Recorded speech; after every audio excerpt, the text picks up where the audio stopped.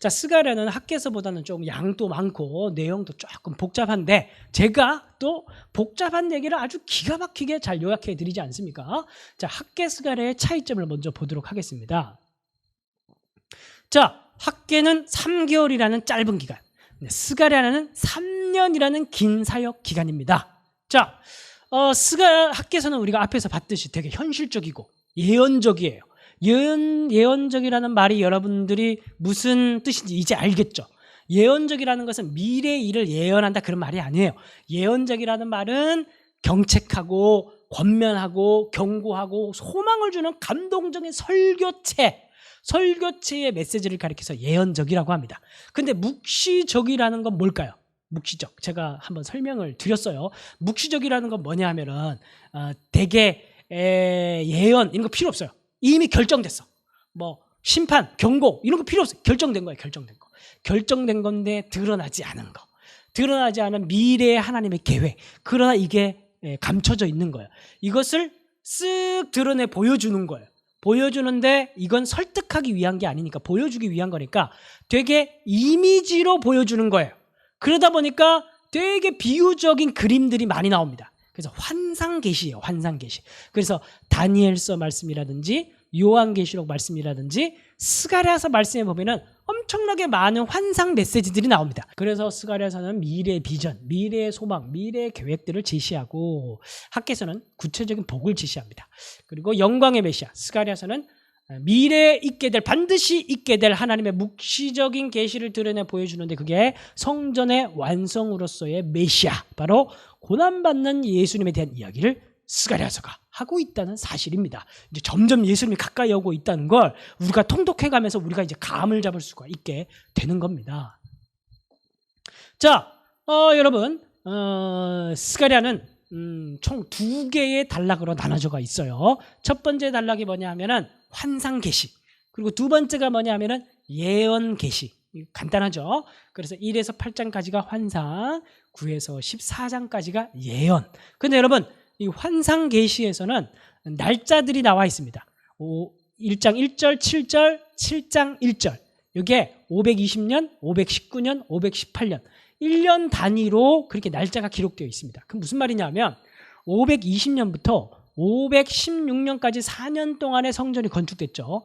그러니까 스가랴가 성전 건축에서부터 마무리될 때까지 곁에 늘 사람들 곁에 머물면서 사람들이 끝까지 성전을 건축할 수 있도록 계속 환상의 예언들을 받는 대로 보여주고 말하면서 사람들을 소망을 줬다는 거예요.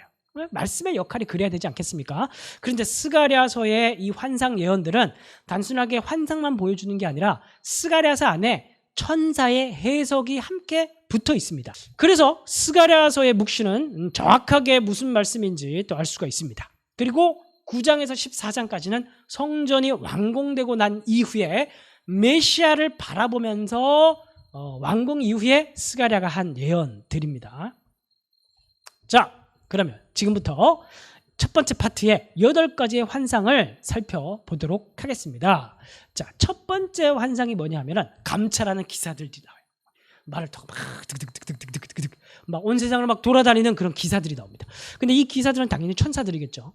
이 천사들이 막 돌아다니다가 하나님께 가서 뭐라고 보고하냐면 하나님, 지금 온 세상은 다 샬롬인데 예루살렘만 엔샬롬입니다. 엔샬롬은 뭐냐면 평화가 없다. 그런 말이에요.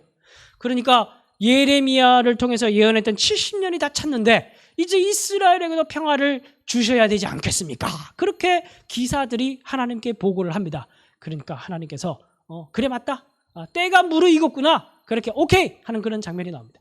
그리고 그 다음에 이어지는 게 뭐냐 하면 그러니까 이스라엘이 회복이 되는 이제 시작이 되는 거예요.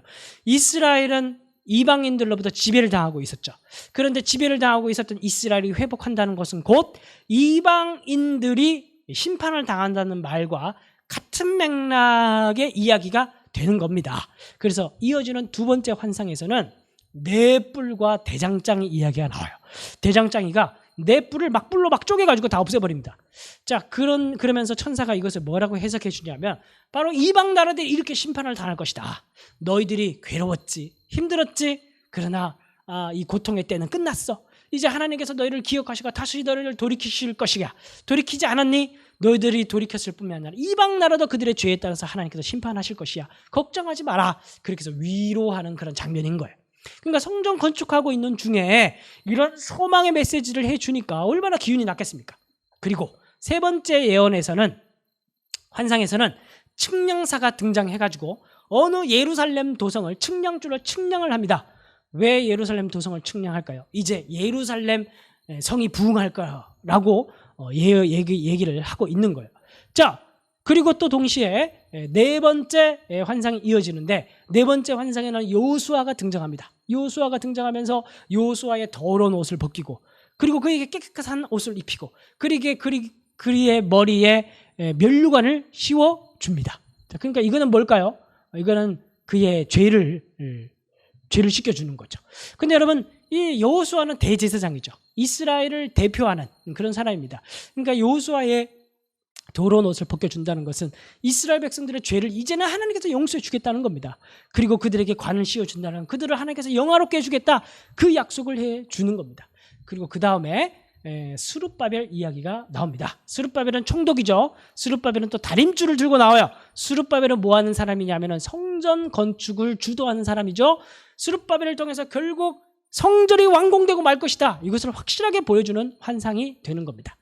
그리고 이제 여기에서 성전 건축되고 그 다음에 예루살렘 도성이 회복되고 이런 환상들이 나왔죠. 그러면 성전 건축되면 끝입니까? 아니라고 말씀을 드렸죠. 성전의 본질은 뭐라고요? 하나님의 언약, 그리고 하나님의 언약 백성들. 그렇다면 진정한 성전의 회복은 뭐냐면은 하나님의 언약 백성들이 하나님 말씀대로 사는 순종하는 백성들로 변화되는 게, 거룩함을 회복하는 게, 그게 진정한 성전의 회복이라고 볼 수가 있는 거예요. 그래서 여섯 번째 환상부터는 그런 어떤 훨씬 더 구체적인 그런 삶에 대한 이야기가 나옵니다. 날아가는 두루마리는 엄청나게 큰 율법책이 날아다니는 거예요. 그러면서 결국 뭐냐면 율법을 강조하는 거죠. 그러면서 두루마리에 있는 저주들이 막 선포됩니다. 그러니까 이제 율법을 강조하고, 그리고 일곱 번째 환상에서는 한 여인이 등장하는데, 그런데 이 여인은 이방 여인이에요. 그리고 보통 이방 여인들은 결혼하면 안 되는 대상들이죠. 왜냐하면 이방 여인과 결혼하면은 우상들을 가지고 들어오기 때문에 우상 숭배의 원인이 됩니다. 그래서 이 여인을 저 멀리 바벨론으로 옮기는 그런 환상이에요. 그러니까 두루마리에 적혀있는 저주들은 우상 숭배를 하게 되면 나타나게 된 결과들이에요. 근데 이스라엘 백성들은 그 자기도 모르게 가나안 땅에 살면서 자꾸 우상 숭배를 하게 됐죠. 이제 하나님께서 그 죄를 제거하겠다는 겁니다. 하나님께서 그 죄를 짓지 못하도록 이스라엘 백성들을 깨끗하게 만들겠다는 겁니다. 그런 어떤 구체적인 이스라엘 백성들의 회복에 대한 예언이 이어지고 있는 겁니다. 그리고 마지막 여덟 번째 환상에는 이제 네 개의 말이 등장하고 병거가 등장해요. 그리고 이것이 다 찢어져 가지고 남북으로 흩어집니다. 남쪽에는 이집트가 있고 북쪽에는 제국들이 있죠. 그러니까 제국들에 대한 멸망, 그리고 하나님의 완벽한 최후 승리를 얘기하고 있습니다. 자, 여러분, 이제 한번 눈을 크게 떠가지고 8개의 환상을 한번 차근차근 한번 보십시오. 내용이 좀 이어지지 않습니까? 네? 어떻습니까? 내용이 좀 이어지죠?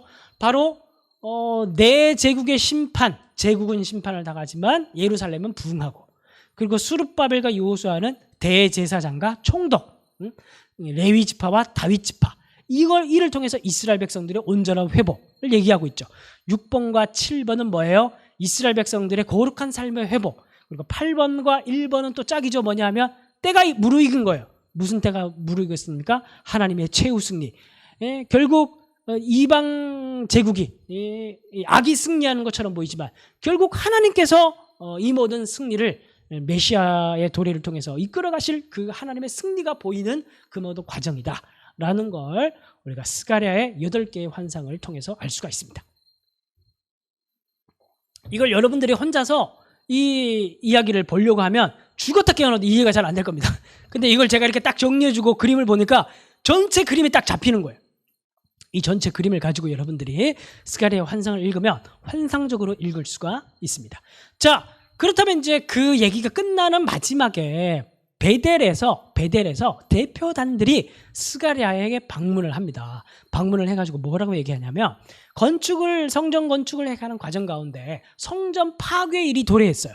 성전이 파괴된 날, 성전이 파괴된 날을 기념해서 당시 포로 귀환민들은 이 날을 기념해가지고 금식일을 삼아가지고 금식을 하고 있었어요. 그래서 궁금한 거예요. 아니, 성전 파괴일을 기념해서 금식을 하고 있는데 성전이 거의 완공되어 가고 있는 겁니다. 그럼 성전이 완공되어 가고 있고 그리고 우리가 성전 파괴일을 기념해서 금식을 하고 있는데 이 금식을 계속 해야 되냐? 그런 의문이 든 겁니다. 왜냐하면 성전을 건축하고 있으니까 그런 의문이 당연히 들겠죠. 그러니까 스가랴가 하는 말이 금식하지 마라. 금식이 중요한 게 아니라 이제 너희들이 이웃에게 인애를 행하고 긍휼을 베풀고 정의롭게 사는 게 그것이 너희들에게 더 중요하다. 그렇게 얘기를 합니다. 그럼 결국 결론적으로 하는 얘기는 뭐냐 하면 성전 건축이라는 것은 단순히 건물을 올려 짓는 그런 개념이 아니라 건물을 올려 지으면 우리가 무슨 복을 받고 그런 종교 활동이 아니라 본질적인 활동이라는 거예요. 우리가 더 언약에 집중하고 우리가 더 하나님께서 우리에게 요구하시는 그 믿음의 삶에 집중하고 성전 그 본질이 된 언약 백성으로서의 삶을 회복하는 것, 그것이 바로 이 성전 건축의 본질이다라는 것을 환상계시 그 마지막 이 베델 대표단의 방문 스토리를 위치해 두면서 성전 건축의 본질을 스가랴가 얘기하고 마치고 있는 겁니다. 성전 건축이 시작이 돼야 되는 거죠. 성전이 건축이 되면 이스라엘 백성들은 더 거룩한 삶을 향해서 이제는 다시는 멸망했던 그 우상 숭배했던 그 일들을 반복하지 않기 위해서 노력을 해야 되는 겁니다. 자, 그리고 이제 두 번째 파트로 예언 파트로 넘어가게 되면은 예루살렘 성전이 완공되고 난 이후의 예언인데 이것은 철저하게 예수님이 오시게 될 왕적 메시아 예수님에 대한 예언이 향해져 있습니다. 그래서 여러분 스가랴서 9장부터 해서 14장까지 신약 성경에서 굉장히 많이 인용돼요. 그만큼 9에서 14장은 메시아와 관련된 본문이다라고 생각을 하시면서 여러분들이 이 본문을 통독하시면 좋을 것 같아요. 그런데 여러분 이 예언 파트에 여러분들 읽으면서 기억해야 될 두 개의 키워드가 있습니다. 첫 번째가 바로 왕, 두 번째가 바로 목자입니다. 기억하십시오. 왕과 목자 섞여 있어요. 예언들이 막 섞여 있는데 두 가지를 기억하십시오. 왕과 목자. 오실 왕적 메시아는 어떤 분이시냐? 오실 참된 목자 되신 메시아는 어떤 메시아냐? 이제 그런 것에 대한 답을 주는 예언 본문이다. 그렇게 생각하시면서 보시면 돼요. 그래서 9장 9절에서 이 말로 시작합니다. 보라, 내 왕이 임할 것이다. 이제 진정 성전이 건축됐고 이제 이 성전이 건축됐으니까 왕이 와야 될 거 아닙니까? 이제 언약의 확실성을 하나님께서 보여줬으니까 다윗 언약이 성취돼야 될 거 아닙니까? 그러면 하나님께서 이 언약의 성취로서 다윗의 자손이신 메시아를 보내게 될 것인데 왕이 결국 임하게 될 거예요. 분명히 임하게 될 겁니다. 그날은 종말의 날이 될 거예요. 그래서 예수께서 오시게 될 건데 이 왕은 어떤 왕이냐? 나귀를 탄 겸손의 왕이란 예상치 못하는 왕이 오게 될 것이다. 그리고 이 왕은 오셔서 우상을 제거할 것이고 그리고 흩어진 자기 백성들을 모을 것이고 온 열방의 대적들을 심판하실 것이다. 그러면서 그런데 이 온 열방의 대적들을 심판하시는 거는 나중에 재림 메시아 때 그때 진정한 그때 온 백성들을 이제 심판하시는 그런 데도 예수님으로 또 오시기도 하시죠. 첫 번째 초린 예수님은 이제 겸손의 왕으로 오셔가지고 이제 우상들을 제가 성령을 보내주셔가지고 정말 마음을 부들부들하게 만드셔가지고 우상을 제거하시는 그런 어떤 성령을 보내주시는 그런 왕적 메시아로 오십니다. 자, 두 번째 목자로서의 예언은 되게 특이합니다. 이 목자는 물론 이제 본문에서는 스가랴로 나오지만은 본질적으로는 예수님에 관한 그런 예언이라고 볼 수가 있습니다. 이 목자는 은총과 연합이라는 두 목동의 막대기를 가지고 양들을 칩니다. 하나는 은총으로 하나는 연합으로. 연합은 뭐예요? 북이스라엘과 이스라엘의 연합. 그런데 한 달 동안 세 목자를 제거하는 이야기가 나옵니다. 이게 뭐냐면 한 달은 예루살렘이 함락되는 기간이에요. 예루살렘이 함락되면서 각종 학살이 벌어지고 그러니까 이 세 목자는 왕 선지자 제사장이죠. 이 이스라엘 백성들을 지도했던 그 목자들, 이 목자들이 다 죽거나 사로잡혀 가게 됩니다. 그러면서 북이스라엘과 남유다의 연합이 깨어지게 되죠. 막대기가 부러집니다. 그런데 한 목자가 일어나게 돼요. 다 이제 11장에 있는 내용입니다. 그러니까 이스라엘이 멸망하는 그런 과정들을 얘기를 하는 거예요. 지금 풀어가고 있는 겁니다. 예언의 메시지로. 그래서 이 한 목자는 뭐냐면 이방 제국의 왕들이 일어나서 양들을 못살게 굽니다. 자, 그런 와중에 하나님께서 이 참된 목자에게 고난을 허락합니다. 가라 내 목자를 치라라고 얘기를 하면서 고난을 허락하고 이 과정을 통해서 내 백성들이 연단받는 이야기가 나옵니다. 그래서 연단받는 양들이 결국 이 연단을 통해서 참된 내 백성으로 변화되게 될 것을 그런 이야기들을 합니다. 결국 이제 이 목자의 이야기도 궁극적으로는 예수님에 대한 그런 예언이라고 생각하면서 고난받는 메시아에 대한 그런 이야기로 보면 좋을 것 같습니다. 그래서 이사야서에도 고난받는 메시아가 있고 스가랴서에서도 고난받는 하나님의 의도에 의해서 하나님의 계획에 의해서 고난받는 목자, 고난받는 메시아에 대한 이야기로 끝이 나게 됩니다.